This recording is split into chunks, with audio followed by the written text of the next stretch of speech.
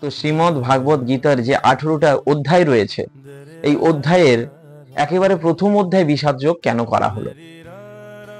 শ্রীকৃষ্ণ আরো অন্যান্য যোগগুলোকে, আরো অন্যান্য অধ্যায়গুলোকে প্রথম পর্যায়ে রাখতে পারত, কিন্তু তিনি কেন রাখলেন না? কারণ তিনি একটা কথা বোঝাতে চেয়েছেন, শ্রীকৃষ্ণের জন্ম থেকে আমাদের বুঝে নিতে হবে। তার জন্ম কোথায় হচ্ছে? কারাগারে। তারপরে তিনি তার যেদিনে জন্ম হলো সেদিনে তার মায়ের মুখ, তার মায়ের ক্রোধ পাওয়ার আগেই তাকে চলে যেতে হলো কোথায়? অন্য একটা জায়গায়। তখন কি হচ্ছে? মহাপ্রলয় হচ্ছে, বৃষ্টি হচ্ছে, ঝড় হচ্ছে, আর তার মধ্যে থেকে তাকে কারাগারের ভিতরে জন্ম নিয়ে যেতে হচ্ছে অন্য একটা জায়গায়। অর্থাৎ আমরা শ্রীকৃষ্ণ জীবন থেকে বুঝলাম যে জীবন আপনাকে প্রতি মুহূর্তে তার প্রথম ক্রাইটেরিয়া হচ্ছে আপনাকে জীবনে বিষাদ দেবে, সমস্যা দেবে, সংঘাত দেবে, বিপদ দেবে, ঝঞ্ঝা দেবে। তো এই বিপদ ঝঞ্ঝা থেকে মুক্তি পাওয়ার জন্য আমাদেরকে গীতার পরবর্তী অধ্যায়গুলো এবং প্রথম অধ্যায়ে আপনাকে তার যে নীতি রয়েছে, যে তার যে সূত্র রয়েছে, সেই সূত্র অনুযায়ী চলতে বলে। তো এই বিষাদ যোগের টোটাল যে বিষাদ রয়েছে, সেই বিষাদকে আমরা 5টা ভাগে ভাগ করতে পারি।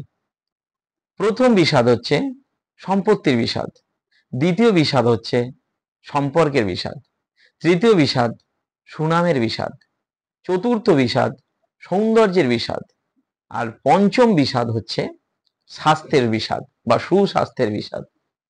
আমাদের জীবনে যতই সমস্যা আছে, কারোরই সমস্যা এই 5টা বিষাদের বাইরে হতেই পারে না।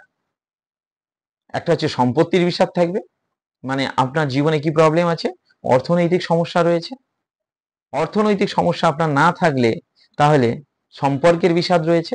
দেখবেন কারোর অনেক টাকা পয়সা রয়েছে, তার হয়তো অর্থের কোনো প্রবলেম নেই, কিন্তু তার হাজব্যান্ডের সঙ্গে ওয়াইফের মিল নেই, বাবার সঙ্গে মায়ের সম্পর্ক ঠিক নেই, বা বাবার সঙ্গে ছেলের সম্পর্কের ঠিক নেই, কিংবা আরো যে সম্পর্কগুলো রয়েছে, বিশেষ করে আজকের দিনে গার্লফ্রেন্ড বয়ফ্রেন্ডের সঙ্গে সম্পর্ক ঠিক নেই। তো প্রথম বিষাদটা কি হচ্ছে? সম্পত্তির।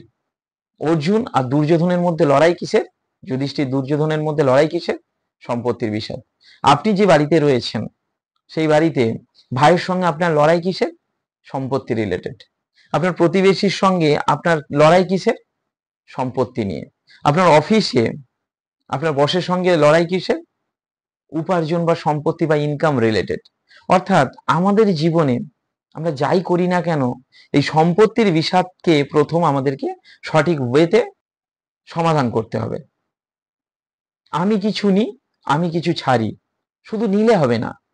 আপনি যেমন আপনার অধিকারটা বুঝে নেবেন, আপনার সামনের ব্যক্তিটির অধিকারকে বুঝে দেওয়ার নামই হচ্ছে সমঝোতা।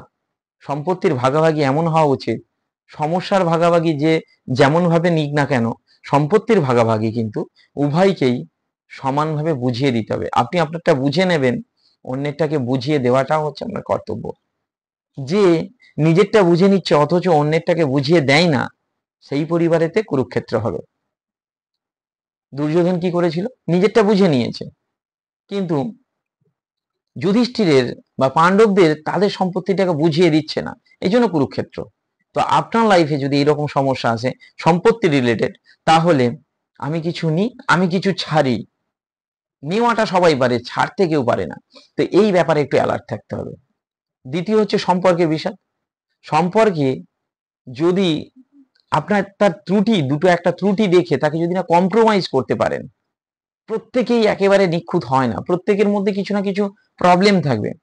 তার ভালো গুণগুলোকে ভুলে গিয়ে শুধু যদি তার ত্রুটিগুলোকে ধরে বসে থাকেন, তাহলে সম্পর্ক কখনো ভালো হবে না। সম্পর্কের মধ্যে চাই বিশ্বাস আর স্বাধীনতা। যদি সম্পর্কের মধ্যে বিশ্বাস আর স্বাধীনতা চলে যায়, তাহলে সেই সম্পর্ক কোনোদিন টেকে না।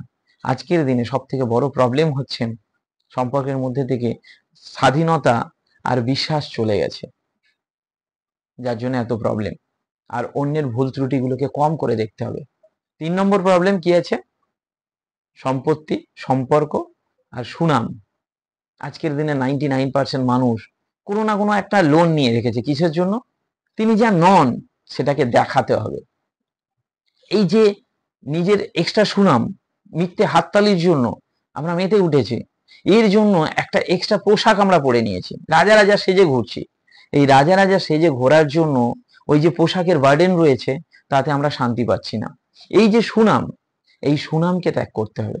মিথ্যে সুনামের পিছনে যারা যারা আমরা ছুটছি, এই সুনাম আমাদের শান্তিকে, আমাদের সুখকে নষ্ট করে ফেলছে। এই মিথ্যে সুনাম, এই মিথ্যে যে হাততালি রয়েছে, তার থেকে বেরিয়ে আসতে হবে। 4 নম্বর কি আছে? সৌন্দর্য। আমরা এক্ষেত্রেই বুঝবো আজকের দিনে এত পরকীয়া কিসের জন্য? মিথ্যে সৌন্দর্যের পিছনে ঘুরছি। সবাই রং মেখে রয়েছে, সবাই যে নাই তার উল্টোটা দেখাচ্ছে। আমার সঙ্গের যে ব্যক্তিটা রয়েছে, তার সঙ্গে তো তার শরীরটা, তার ফিজিওলজিটা আমাদের কাছে মুখস্থ হয়ে গেছে। তাই এই রঙিন জগতে আমরা আরো অন্য সৌন্দর্যের পিছনে দৌড়াচ্ছি। মিথ্যে সৌন্দর্য দেখানো এবং মিথ্যে সৌন্দর্যের পিছনে ঘোরা নারী পুরুষ দুজনেই কোনোদিন সুখী হতে পারবে না। তাই মিথ্যে সৌন্দর্যকে ত্যাগ করতে হবে। মিথ্যে সৌন্দর্য নিজেকে ক্রিয়েট করার দরকার নেই, আর কারোর মিথ্যে সৌন্দর্যের পিছনে দৌড়ানোর দরকার নেই। একটা কথা জানবেন, আমাদের আকর্ষণের জায়গাগুলো কোনগুলো? ভালো করে ভেবে দেখুন। মল, মূত্র, থুতু, এই জায়গাগুলোই, এইগুলোই আকর্ষণের বিষয়বস্তু। একটু গভীরে গেলে বোঝা যাবে যে কিছুই নাই, শূন্য। তাই মিথ্যে সৌন্দর্যের পিছনে দৌড়ালে আপনি সারা জীবন ওই বিষাদের মধ্যে থাকবেন। আর একেবারে শেষ হচ্ছে সুস্বাস্থ্য। আজকের দিনে আমাদের মনের স্বাস্থ্য আর শরীরের স্বাস্থ্য, এই দুটোই একেবারে বিষাদে ভরপুর। যার শরীর ঠিক আছে তার মন সুস্থ নয়, আর যার মন ঠিক আছে তার শরীর সুস্থ নয়। আবার দুজনে দুজনের সঙ্গে রিলেটেড। যার মন সুস্থ নেই তার শরীর একদিন অসুস্থ হবে, আর যার শরীর সুস্থ নয় তার মন অসুস্থ হবেই।